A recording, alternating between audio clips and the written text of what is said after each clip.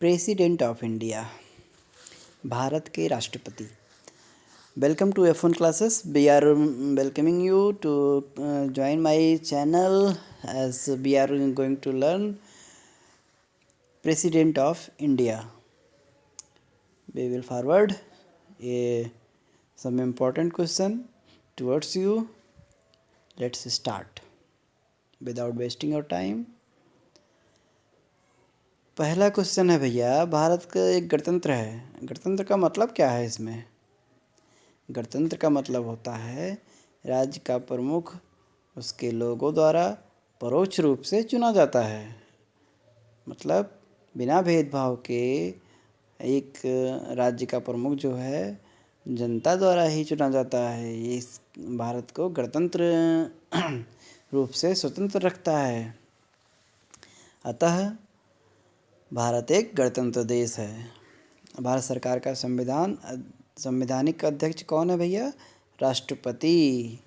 राष्ट्रपति ही है कि एक संवैधानिक अध्यक्ष होता है भारत सरकार का। भारतीय संविधान का विरक्षक कौन कहलाता है? भारत का राष्ट्रपति। संविधान का कौन अनुच्छेद कहता है कि भारत का एक राष्ट्रपति होगा? ये 52वां अनुच्छेद है भैया। संविधान के किस अनुच्छेद में के अंतर्गत राष्ट्रपति संघीय मंत्रिपरिषद की सलाह मानने के लिए बाध्य है? अनुच्छेद 74। राष्ट्रपति का निर्वाचन किस प्रकार से होता है भैया? अप्रत्यक्ष रूप से होता है। राष्ट्रपति के चुनाव में कौन कौन भाग लेता है? संसद के दोनों सदनों के निर्वाचित सदस्य ही भाग लेते हैं और दूसरा कोई भाग नहीं लेता है भैया। निम्नलिखित में कौन सा राष्ट्रपति के निर्वाचन का भाग्य है परंतु उसके महाभियोग अधिकरण का भाग नहीं है? ये है राज्यों की विधानसभाएं, राज्यों की विधान परिषदें। और भैया भारत के राष्ट्रपति का चुनाव कितने वर्षों के लिए होता है? सबको पता है 5 साल के लिए होता है। भारत के राष्ट्रपति बनने के लिए उम्मीदवार की न्यूनतम आयु कितनी होनी चाहिए भैया? 35 वर्ष होनी चाहिए। उससे कम में काम ना चलेगा। राष्ट्रपति बनने के लिए कौन सी योग्यता होनी चाहिए? 35 वर्ष की आयु हो, भारत का नागरिक हो।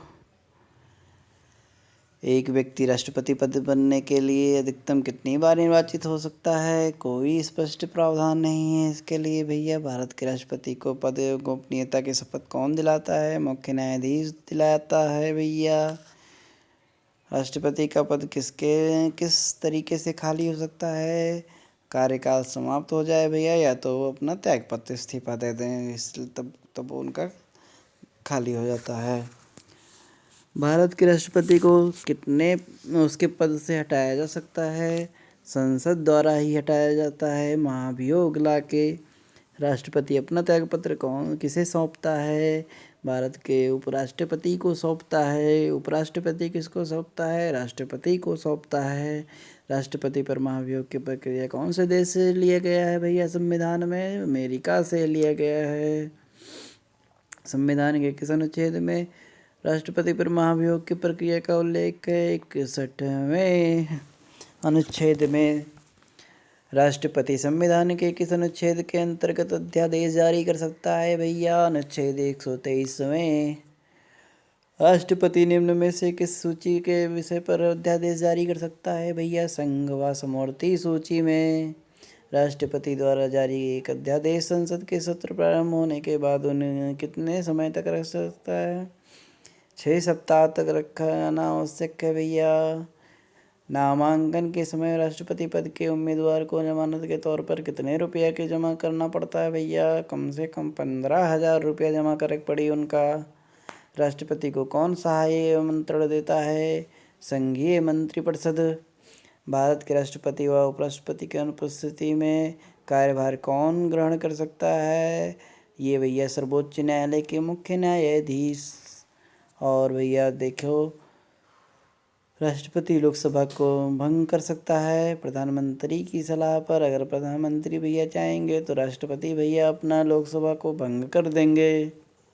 अतः इति स्मरणम यदि भारतीय उपराष्ट्रपति अपना पद त्याग करने का निर्णय कर ही लेता है तो अपना त्याग पत्र किसको संबोधित करने के लिए लिखेगा? भैया राष्ट्रपति को करेगा। जैसा कि आपको विदित है कि राष्ट्रपति उपराष्ट्रपति को, उपराष्ट्रपति राष्ट्रपति को अपना त्याग पत्र संबोधित करेंगे। राष्ट्रपति उपराज्यपाल की नियुक्ति किसकी सलाह लेते हैं? वो भैया प्रधानमंत्री की सलाह लेते हैं।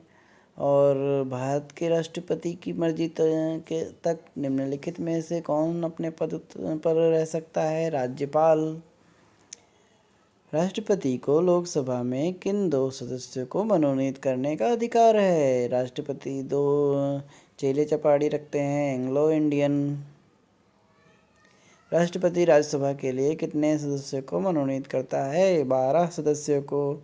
भारत में संघ राज्यों क्षेत्र का प्रशासन किसके द्वारा संचालित किया जाता है? राष्ट्रपति द्वारा संचालित किया जाता है।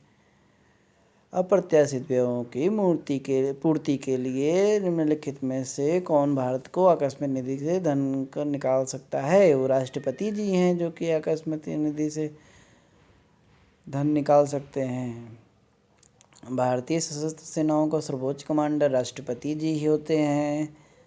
राज्य के राष्ट्रपति शासन का घोषणा कौन कर सकता है? राष्ट्रपति शासन है तो राष्ट्रपति ही तो करेंगे, हम ना तुम ना करेंगे ना भैया। किस राज्य में राष्ट्रपति शासन कितने समय के लिए रहता है? किसी भी राज्य में 3 से ज़्यादा साल तक राष्ट्रपति शासन नहीं लगा सकते हैं। 3 साल में मुख्यमंत्री चुनाव करना ही पड़ेगा। किस विधि के प्रश्न पर सर्वोच्च न्यायालय से परामर्श लेने का अधिकार किसको है? राष्ट्रपति की ही है भैया। भारतीय संविधान को कौन से अनुच्छेद राष्ट्रपति को उच्चतम न्यायालय में से परामर्श करने की शक्ति प्रदान करता है? ये संविधान है भैया अनुच्छेद 143, जो कि हाई कोर्ट से परामर्श लेने के लिए शक्ति देता है। स्वतंत्र भारत के प्रथम राष्ट्रपति कौन थे? डॉक्टर राजेंद्र प्रसाद जी थे। एक महत्वाकांक्षी, 2 बार सबसे लंबे समय तक 2 बार राष्ट्रपति बने भैया। भारत के राष्ट्रपति चुने जाने वाले प्रथम गैर कांग्रेसी उम्मीदवार डॉक्टर बीबी गिरी जी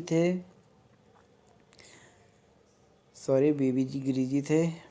भारत की प्रथम महिला राष्ट्रपति कौन बनी थी? प्रतिभा देवी सिंह पाटिल।